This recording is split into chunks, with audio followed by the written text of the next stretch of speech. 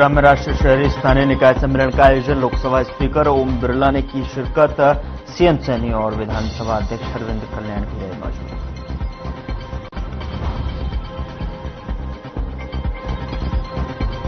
लोकसभा अध्यक्ष ओम बिरला का बयान, कहा लोकतंत्र को मजबूत बनाने में शहरी निकाय की अहम भूमिका। सभी संकल्प लें, मेरा निगम, परिषद, पालिका स्वच्छ शहरों में शुमार। सीएम सैनी ने कांवड़ यात्रा को लेकर की बैठक, अधिकारियों को दिए जरूरी दिशा निर्देश। कहा कांवड़ियों और आमजन की सुरक्षा के लिए करें इंतजाम।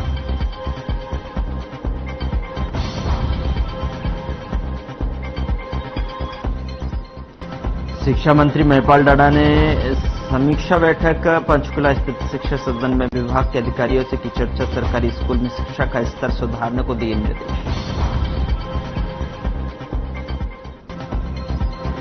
महेंद्रगढ़ के अटेली में रिश्वत लेते सीएचसी संचालक गिरफ्तार। एंटी करप्शन ब्यूरो ने पैसे लेते रंगे हाथों पकड़ा। आधार कार्ड में उम्र ठीक करने के बदले मांगी।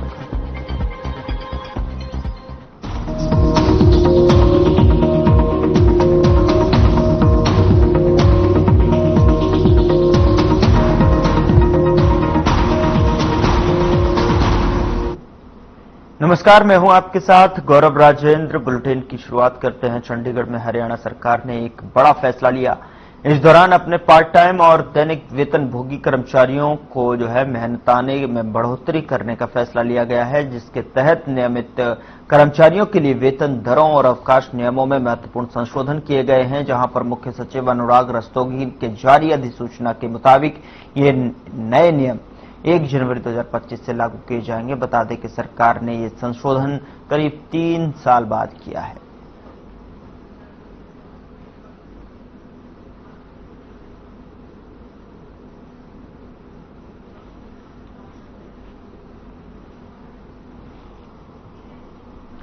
नगरपालिका उप प्रधान पूजा रानी के खिलाफ अविश्वास प्रस्ताव पास हो गया है, जिसके बाद 12 पार्षदों ने उनकी कार्यशैली और विकास कार्यों की अनदेखी के खिलाफ उनके लिए वोटिंग की। हालांकि इस वोटिंग प्रक्रिया के दौरान सभी पार्षद मौजूद रहे, जिसका नेतृत्व पूर्व बीजेपी विधायक कुलवंत बाजीगर ने किया।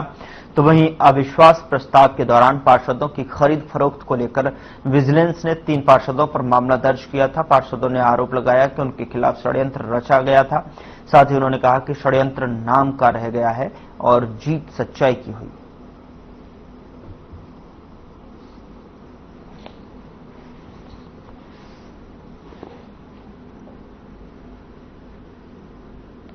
राजू शर्मा कभी हमारा नहीं रहा, वो कांग्रेस पार्टी का था। इस इलेक्शन में मेरे ख्याल से मैंने उसको हंस के साथ देखा था।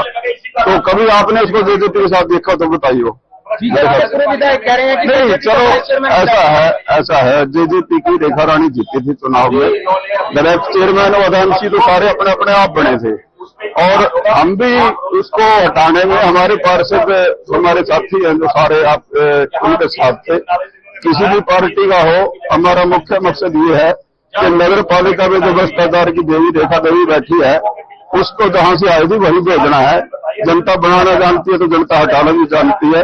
जो विकास रुका हुआ था, चेयरपर्सन और वाइस चेयरपर्सन की जुगलबंदी ने शहर का विकास रोका हुआ था, उसको लेकर ये अविश्वास प्रस्ताव लेके आए हैं और वो पास हुआ है। आज जो शहर की जनता है उसकी आवाज का हमने समर्थन किया है और अविश्वास प्रस्ताव को पास करवाया है, और जनता की आवाज थी कि इनको हटाया जाए। कोई भी खरीद फरोख्त की बात नहीं है। ये जितने भी बैठे हैं, आप इनको पहली बार कह रहे हो, मीडिया में कहना नहीं चाहिए। अगर इनको कोई कसम भी खिला ले, इन्होंने बिल्कुल ऐसे समर्थन दिया है, कोई ऐसा हो ही नहीं सकता बिल्कुल। लेकिन विपक्ष के पास क्या मुद्दा होता है, उन्होंने आरोप लगाने होते हैं, वो बेचारे अब छिटक रहे हैं, क्या करें। तो इस करके सच्चाई की जीत हुई है। मैं इसीलिए सब साथियों का धन्यवाद करता हूँ। श्रीमती पूजा रानी वो प्रधान की छात्र, ठीक है जी। तो जैसी प्रक्रिया पूरी की गई है, तो इसमें 12 पार्षदों ने उपस्थिति जताई थी, ठीक है। और श्रीमती पूजा रानी के खिलाफ अविश्वास प्रस्ताव में 12 पार्षदों ने अपना पक्ष में अपना अविश्वास प्रस्ताव पारित किया है। हट जाओ 2 मिनट। गोलचिका में अजीमगढ़ के सरपंच द्वारा गोचरान की भूमि कब्जा करने का मामला सामने आया है, जिसके बाद एसडीएम ने मौके पर जाकर निरीक्षण किया और बीडीपीओ के साथ में अधिकारियों को गोचरान की जमीन की निशानदेही करने के आदेश दिए हैं।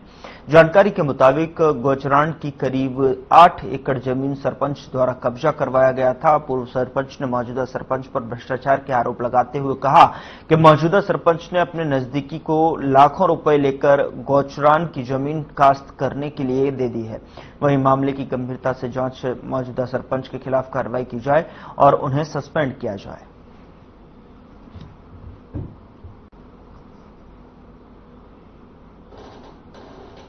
ਇਹ ਮਾਮਲਾ ਇਦਾਂ ਹੈ ਜੀ, ਇਹ ਜ਼ਮੀਨ ਗਊਚਰਾਨ ਦੇ ਇਹ ਡਿਸਪਿਊਟਡ ਲੈਂਡ ਜੀ। ਇਹ ਤੇ ਗਊਚਰਾਨ ਬਾਰੇ ਵੀ ਅਜੇ ਜੱਜ ਸਾਹਿਬ ਇਹ ਆਪਣਾ ਰਾਜਵਿੰਦਰ ਸਿੰਘ ਜੀ ਦੀ ਕੋਰਟ ਗੁੱਲਾ ਦੇ ਵਿੱਚ ਅਜੇ ਡਿਸਾਈਡ ਹੋ ਰਿਹਾ ਜੀ ਵੀ ਇਹ ਗਊਚਰਾਨ ਦੀ ਜ਼ਮੀਨ ਹੈ ਕਿ ਜਾਂ ਪੰਚਾਇਤ ਦੀ ਜ਼ਮੀਨ, ਉਸ ਬਾਰੇ ਕੇਸ ਚੱਲ ਰਿਹਾ ਜੀ। ਆਲਰੇਡੀ ਅਜੇ ਡਿਸਾਈਡ ਨਹੀਂ ਹੋਈ ਇਹ ਚੀਜ਼। ਤੇ ਬਾਕੀ ਇਹ ਜ਼ਮੀਨ ਪਹਿਲਾਂ ਬੋਲੀ ਤੇ ਜਾਂਦੀ ਰਹੀ ਹੈ ਜੀ, ਪਿਛਲੇ 40 ਸਾਲਾਂ ਤੋਂ ਲਗਾਤਾਰ ਇਹਦੀ ਲੀਜ਼ ਕੱਟੀ ਜਾ ਰਹੀ ਸੀ। ਤੇ ਇਸ ਵਾਰੀ ਸਿਰਫ ਇਹ ਵਿਰੋਧੀਆਂ ਨੇ ਇੱਕ ਪਾਰਟੀਬਾਜ਼ੀ ਕਰਕੇ ਮਤਲਬ ਵੀ ਲੀਜ਼ ਵੀ ਮੇਰੇ ਵਾਰੀ ਮਤਲਬ ਜਦੋਂ ਅਸੀਂ ਸਰਪੰਚ ਬਣਿਆ ਤੇ ਇਹਨਾਂ ਨੇ ਰੋਕਿਆ ਵੀ ਇਹ ਜ਼ਮੀਨ ਦੀ ਲੀਜ਼ ਨਾ ਕਟਾ ਸਕਣ, ਇਹਨਾਂ ਕੋਲ ਜੇ ਇਨਕਮ ਆਏਗੀ ਤੇ 4 ਕੰਮ ਕਰਨਗੇ ਪਿੰਡ ਵਾਲਿਆਂ ਦੇ। ਇਹ ਸਟੇ ਵਾਲੀ ਕੋਈ ਗੱਲ ਨਹੀਂ ਹੈਗੀ, ਅਜੇ ਸਾਲ ਠੇਕੇ ਚੜ ਦਈਏ ਤੇ ਐਤਕੀ ਅਸੀਂ ਲਈਏ। ਕਿੰਨੇ ਠੇਕੇ ਤੇ ਚੜੀ ਜੀ ਵੀਰੇ? ਇਹ 470 ਨੂੰ ਜਿਹੜੀ ਕਿੰਨਾ ਟਾਈਮ ਹੋ ਗਿਆ ਬੋਲੀ ਹੋਈ ਨੂੰ? ਬੋਲੀ ਨੂੰ 4-5 ਦਿਨ ਹੋ ਗਏ। ਨਹੀਂ ਕੀ ਤੁਹਾਨੂੰ ਪਤਾ ਵੀ ਇਸ ਜ਼ਮੀਨ ਤੇ ਸਟੇ ਲੱਗਿਆ ਹੋਇਆ? ਨਹੀਂ ਇਸ ਚੀਜ਼ ਸਾਨੂੰ ਕੁਝ ਨਹੀਂ ਪਤਾ। ये ਜਿਹੜੀ गौचरान बोल रहे, पिछले साल हमारे पास ठेके पर थी जमीन, उसके बाद इसका जमीन का स्टे हो गया था। जब बोली हुई पंचायत की सेक्रेटरी को बोला भी इसकी बोली करो, उन्होंने बोला भी इसकी जमीन की स्टे लगा हुआ है, इसकी बोली नहीं होगी। लेकिन 2-3 दिन बाद इसका कोई चहेता जो है उसको इसने अंदर खाते जमीन दे के और बहाई कर दी। मामला है हमारे पास ना अजीमगढ़ में 24 किले 6 मरले जिन टोटल जमीन है जो हमारी पंचायती भूमि है, उसमें से 8 किले 1 कनाल 19 मरले जो गौचरान की भूमि है वो उसके ऊपर हमने स्टे लिया हुआ है। मेरे नाम से मैंने स्टे लिया हुआ है। तो ये गौचरान की भूमि है, ये गौओं के चराने के ही काम आ सकती है, इसको किसी लीज पे या ऐसे पट्टे पे दिया नहीं जा सकता। तो हमारे गांव के सरपंच ने अपने चहेते को उससे के साथ मिलीभगत करके और उससे अपना मालवानी करके कि इतने पैसे तुम मेरे को दे दो और अपनी जमीन वाओ, हमें कोई नहीं छीड़ पाएगा। ये क्लियरली कोड ऑफ कंडक्ट है। तो उससे पहले हमें ये चीज का खदशा था। हमने एक दिन पहले, आज से कुछ देर पहले हम पहले भी एसडीएम साहब से मिले थे। जी, यहाँ पे गौचरान की भूमि के ऊपर ग्राम सरपंच और ग्रामवासियों के बीच में एक डिस्प्यूट है। इसमें कि मौके पर सरपंच का कहना है कि ग्रामवासियों ने गौचरान की भूमि के ऊपर नाजायज कब्जा किया हुआ है, तो उसी के लिए आगे कार्रवाई करने के आदेश दिए गए हैं ग्राम सचिव को और सरपंच। कोर्ट का स्टे सिर्फ नेचर ऑफ लैंड चेंज करने के बारे में है, और किसी नाजायज कब्जा कर रखा है तो उसमें उस चीज के ऊपर कोर्ट का कोई ऑर्डर नहीं है। अब ये जो खेत है इसके अंदर ये धान की बिजाई हो चुकी है, क्या ये नेचर ऑफ लैंड में नहीं है? नेचर ऑफ लैंड होता है किस्म, जमीन की किस्म को चेंज करना। कुरुक्षेत्र पुलिस ने नशीले पदार्थों की तस्करी करने वालों पर शिकंजा कस लिया है। नशीला पदार्थ रखने के आरोप में एक महिला के साथ साथ 2 आरोपियों को भी गिरफ्तार किया गया है। पुलिस अपराध अन्वेषण शाखा 2 ने नशीला पदार्थ रखने के आरोप में कस्बा शाहबाद वासी एक महिला और उसके साथी गुलाब सिंह वासी मशरौली के ठिकाने पर छापेमारी कर 9 किलोग्राम 10 ग्राम डोडा पोस्ट 510 ग्राम अफीम बरामद करते हुए एक बड़ी सफलता हासिल की है। पुलिस टीम ने नशीला पदार्थ सप्लाई करने के आरोपी पवनदीप सिंह वासी वरपाल को भी गिरफ्तार किया है।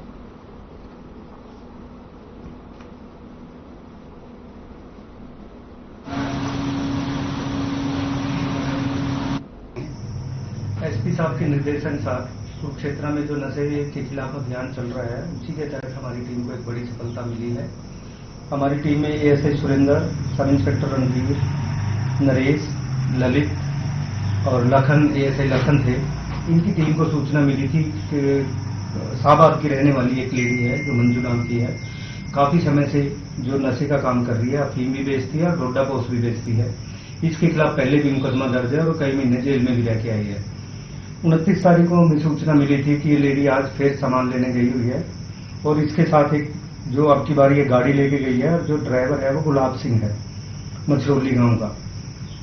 तो मुखबिरी के अनुसार हमने इनको शाहबाद में राउंड अप कर लिया था। जब इनकी गाड़ी की तलाशी ली तो करीब इससे 510 ग्राम अफीम और करीब 10 किलो डोडे बरामद हुए थे, और इनको विधिवत गिरफ्तार करके 4 दिन के पुलिस रिमांड पे लिया था। और पूछताछ में इस महिला ने बताया था कि ये जो पवनदीप से लेकर आती है, अब की बार जो ये अफीम और ये डोडा लेके आई है बरेली से लेके आई है, और बरेली में एक पवनदीप नाम का व्यक्ति है जो बेसिकली अमृतसर का है, और वहां बरेली में भी उसने अमृतसर पंजाब ढाबा के नाम से एक होटल किया हुआ है, और वो काफी समय से मतलब अफीम और डोडा पोस्ट की सप्लाई दे रहा है, और उससे पहले भी लेके आई थी।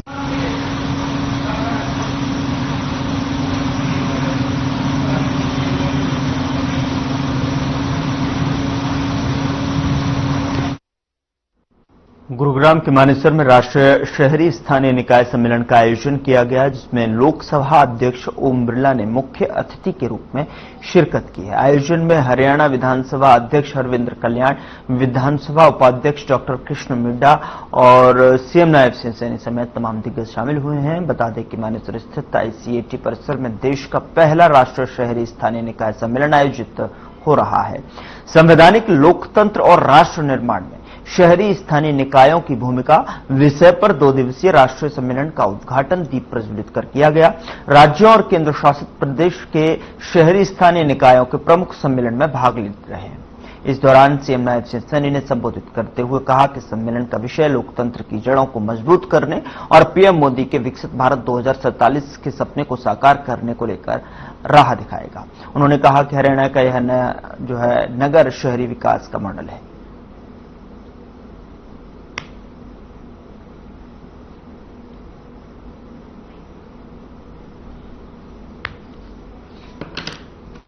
हमारे लोकतंत्र की जड़ों को मजबूत करने और माननीय प्रधानमंत्री जी के उस विजन को जो उन्होंने एक संकल्प लिया है, और वो संकल्प लिया है विकसित भारत 2047, उस विजन को साकार करने की ये सम्मेलन राह दिखाता है।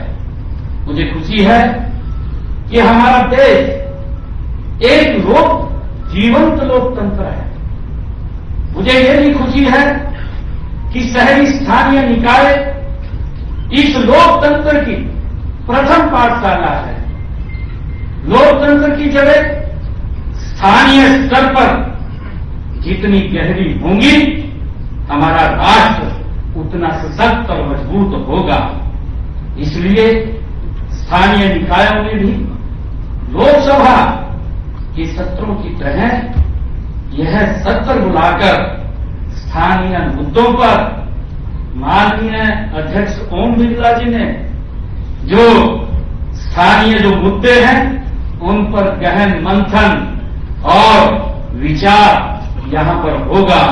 मैं इसके लिए भी आप सबका दिल से धन्यवाद करता हूं। मुझे ये खुशी है कि माननीय प्रधानमंत्री नरेंद्र मोदी जी ने जब सबका साथ, सबका विकास, सबका विश्वास और सबका प्रयास का मूल मंत्र दिया, तो इसके पीछे उनका उद्देश्य है लोकतंत्र के प्रति हर नागरिक को सजग करना है। अब समय है कि हम इस मूल मंत्र को हर नागरिक के कल्याण के लिए आधार बनाएं। इससे आमजन का लोकतंत्र में विश्वास और गहरा होगा। जहां तक नगरों के इंफ्रास्ट्रक्चर की विकास की बात है, तो यह भी नागरिक कल्याण के साथ जुड़ा हुआ मुद्दा है। अच्छा इंफ्रास्ट्रक्चर नागरिकों को आधुनिक सुविधाएं प्रदान करता है। उनको लगता है कि उसने अपने स्थानीय निकाय की बागडोर जिन हाथों में सौंपी है, वो आज उनको उसके सपने वो पूरे होते हुए उनके बीच में दिखाई देते। मेरा मानना है कि विकसित भारत, हमने विकसित हरियाणा, ये विकसित नगरों से ही बनता है। हम सब जानते हैं कि हमने हरियाणा में विजन 2047 के तहत अभी तक से शुरू की गई तैयारियां हम आज साइबर सिटी गुरुग्राम, जिसमें आज ये सम्मेलन की शुरुआत हुई है, हरियाणा का यह नगर शहरी विकास का एक मॉडल ये नगर है।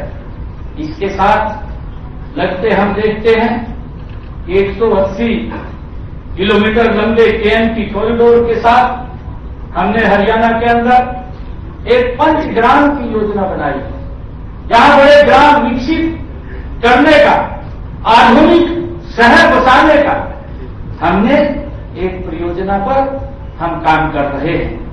यह योजना 2050 तक ये 75 लाख जनसंख्या के लिए बनाई जा रही है।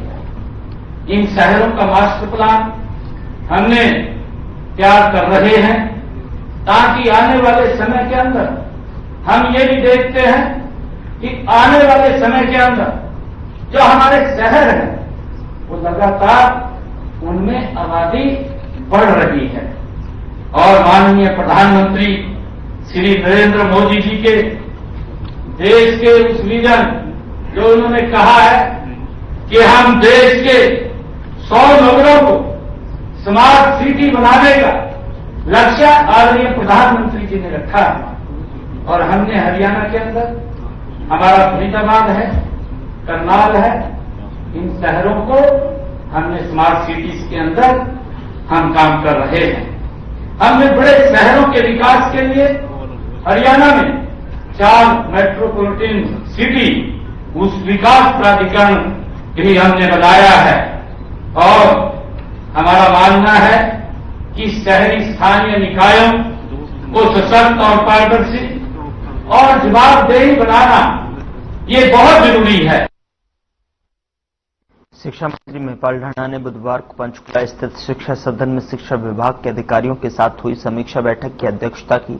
उन्होंने कहा कि प्राइवेट स्कूलों की तर्ज पर सरकारी स्कूलों में अभिभावकों शिक्षकों की बैठक करने की योजना है, ताकि अभिभावकों के अपने बच्चों की शिक्षा के स्तर की जानकारी हो और वे अपने बच्चों की शिक्षा में गुणवत्ता लाने में सहयोग कर सके। हरियाणा के खिलाड़ियों का विश्व भर में खेलों में डंका बजा हुआ है। हमारे खिलाड़ी ही ओलंपिक, विश्व चैंपियनशिप, एशियन गेम्स और कॉमनवेल्थ गेम और सबसे ज्यादा पदक जीत रहे हैं। खिलाड़ियों की स्कूल टाइम में से ही खेल की नींव मजबूत होती है। इसलिए सरकारी स्कूलों में न सिर्फ खिलाड़ियों की अच्छी ट्रेनिंग दी जाएगी, बल्कि खेलों का भी ज्यादा से ज्यादा सामान भी मुहैया करवाया जाएगा।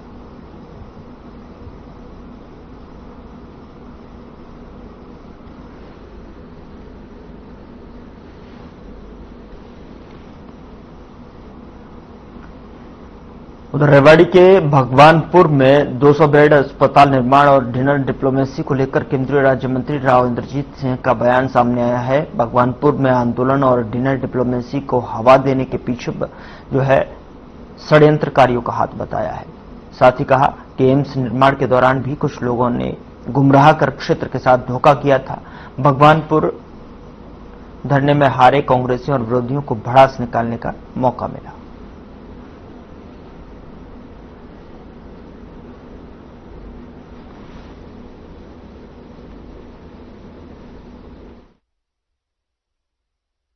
माजरा का अस्पताल या एम्स, उसका जिक्र और मैं करना चाहता हूं।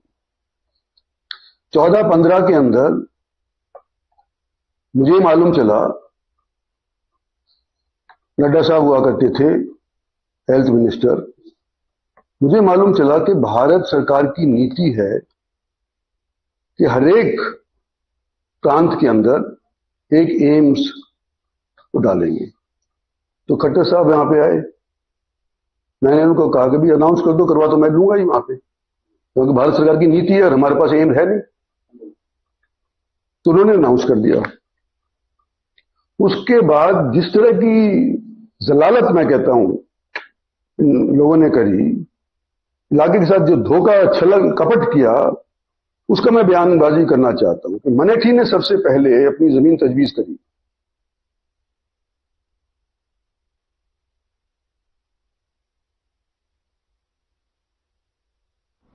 फिलहाल बुलेटिन में इतना ही। नमस्कार।